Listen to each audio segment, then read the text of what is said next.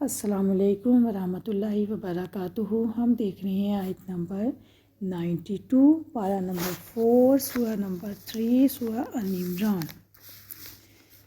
تم کبھی بھی بھلائی نہ پا سکو گے۔ اس کا کیا مطلب ہے کہ جب تک اپنا محبوب مال خرچ نہ کرو گے، اور جو کچھ تم خرچ کرتے ہو، محبوب چیزوں میں مال اور اولاد بھی شامل ہے۔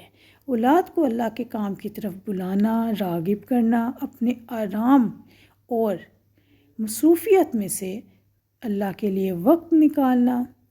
ہمارا دین ہمیں اعلیٰ درجے کی اخلاقیات سکھاتا ہے، اور یہ سب چیزیں محبوب وقت میں ہی شامل ہیں، محبوب چیزوں میں ہی شامل آ جاتی ہیں۔ جب ہم اپنے آرام سے ہٹ کے، اپنے آرام سے کو پیچھے چھوڑ کے اللہ کے لیے وقت نکالتے ہیں، تو یہ ہمارا وقت ہمارا محبوب وقت بن جاتا ہے۔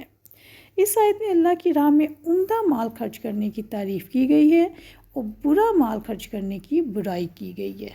آج کل دنیا میں پیارا مال خرچ کر کے کل کو آخرت میں شاندار مقام حاصل کر لو گے تو لازمی آخرت میں کامیاب ہوگے۔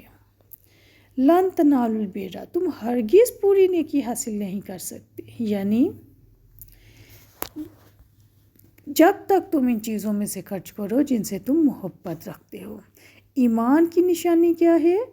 دل پسند مال میں سے اخلاص کے ساتھ اللہ تعالیٰ کی راہ میں خرچ کرنا ہے۔ البر، بر نیکی، نیکی سے مراد عمل صالح یا جنت ہے۔ نیکی کا معیار کیا ہے؟ نیکی کا معیار یہ ہے کہ اللہ کی راہ میں دل پسند چیز کو خرچ کیا جائے، اور اس خوبی میں جتنا نقص ہوگا اتنا ہی نیک ہونے میں نقص ہوگا، کیونکہ اللہ تعالیٰ کی رضا کے لیے اس کے راستے میں بندوں کو ہر طرح سے خرچ کرنے کا ثواب ملتا ہے۔ حتیٰ تنفقوا مما تحبون، یہاں تک کہ تم ان چیزوں میں سے خرچ کرو جن سے تم محبت رکھتے ہو۔ اس سے کیا پتہ چلتا ہے؟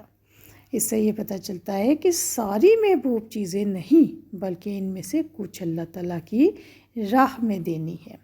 اللہ تعالیٰ کی راہ میں محبوب مال خرچ کرنے سے یہ پتہ چلتا ہے کہ دل میں اللہ تعالیٰ کی کتنی محبت ہے۔ اس کے علاوہ یہ پتہ چلتا ہے کہ اللہ تعالیٰ کی رضا اور اس کی خوشی کتنی ہے۔ جیسا کہ میں نے آپ کو بتایا کہ بر کہا جاتا ہے نیکی کو، یعنی تم ہرگز نیکی نہیں پا سکتے، اور اس کے دوسرے معنی کیا ہے؟ خیر کثیر نہیں پا سکتے، وسعت نہیں پا سکتے، جنت نہیں پا سکتے، زائد حصہ۔ اب یہاں پہ اللہ تعالیٰ نے یہ بھی نہیں کہا کہ اللہ تعالیٰ نے کہا جو کچھ تم خرچ کرتے ہو، یعنی یہ اللہ نے نہیں کہا کہ سارا مال دے دو، کچھ حصہ دے دو، اور یا زائد از حصہ دے دو۔ اگر زائد از حصہ دو گے تو یہ ایک نیکی ہے، اور اگر محبوب چیز دو گے تو اس کا اجر 70 گنا ہے۔ نیکی کی اعلیٰ معیار تک کیسے پہنچا جا سکتا ہے؟ اپنی محبوب ترین چیز اللہ تعالیٰ کی راہ میں قربان کر کے، عمدہ اشیاء خرچ کر کے، ضرورت مند ہونے کے باوجود، یعنی آپ کو خود ضرورت ہے لیکن ضرورت کی چیز اللہ کی راہ میں دے کر نیکی کے اعلیٰ معیار تک پہنچا جا سکتا ہے۔ جیسا کہ ہم یہاں پہ مجھے ایک واقعہ یاد آ رہا ہے کہ آپ لوگوں نے بھی پڑھا ہوگا بچپن میں، 4 اور 5 کلاس کی اسلامیت کی بک میں پڑھایا جاتا تھا کہ ایک غزوہ کا موقع تھا، جنگ لگی ہوئی تھی، اور مسلمان جو تھے اس میں بہت بہادری سے لڑ رہے تھے۔ جب جنگ کا وقت ختم ہونے کا وقت قریب آیا تو کچھ سپاہی بہت زیادہ زخمی ہو گئے ہوئے تھے، اور الحمدللہ مسلمان جیت گئے تھے۔ تو جب سپاہی ان کو لینے کے لیے آئے تو وہ زخموں کی شدت سے تنگ آ کے جب ان کے ساتھی ان کو دیکھنے کے لیے آئے کہ آیا کون شہید ہو گیا، کون جو ہے وہ زندہ ہے، تو ایک سپاہی کے چلانے کی آواز آئی۔ جب وہ مدد کرنے والے اس کے پاس آئے تو وہ کہہ رہے تھے پانی پانی، یعنی زخموں کی شدت سے ان کو پیاس لگ گئی تھی۔ جب ان کو پانی پلانے لگے تو اچانک ان کے پاس ہی دوسرا سپاہی بولا پانی پانی، تو اس نے کہا کہ میرے بھائی کو مجھ سے زیادہ پیاس لگی، حالانکہ خود اس کے جسم سے بے انتہا خون بہہ چکا تھا اور اس وقت اس کو بہت زیادہ پیاس لگی تھی، لیکن اس نے اپنے بھائی کا خیال کرتے ہوئے کہا کہ نہیں، تم میرے ساتھی کو پہلے پانی پلاؤ۔ جب دوسرے آدمی کے پاس وہ دوسرے سپاہی کے پاس پہنچا اس کو پانی پلانے کے لیے، تو اچانک تیسرے سپاہی کی گھرانے کی آواز آئی، پانی پانی۔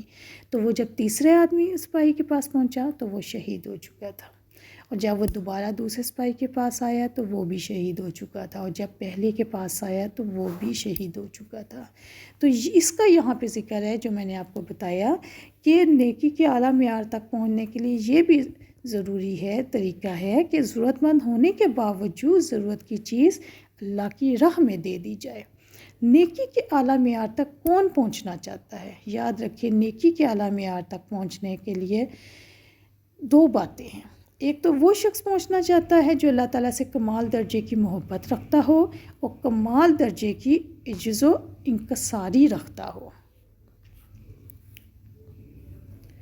جیسا کہ رب العزت نے ارشاد فرمایا سورۃ الانبیاء آیت نمبر 90، انہم کانوا یسارعون فی الخیرات ویدعوننا رغبا ورہبا وکانوا لنا خاشعین۔ ترجمہ، یقیناً وہ نیک لوگوں میں جلدی کرتے تھے اور ہمیں رغبت و خوف سے پکارتے تھے اور ہمارے لیے عاجزی کرنے والے تھے۔ کمال نمبر 2، کمال محبت حاصل کرنے والا اپنی ہر چیز، مال، عزت اور اقتدار وغیرہ اللہ تعالیٰ کی راہ میں خرچ کر کے نیکی کے اعلیٰ معیار تک پہنچنا چاہتا ہے۔ سوال یہ ہے کہ جنہوں نے اللہ تعالیٰ کی راہ میں محبوب ترین مال خرچ کیے، ان کی مثالیں کیا ہیں؟ ان کی مثالوں سے ظاہری بات ہے ہمیں زیادہ اچھی طریقے سے سمجھ آئے گی۔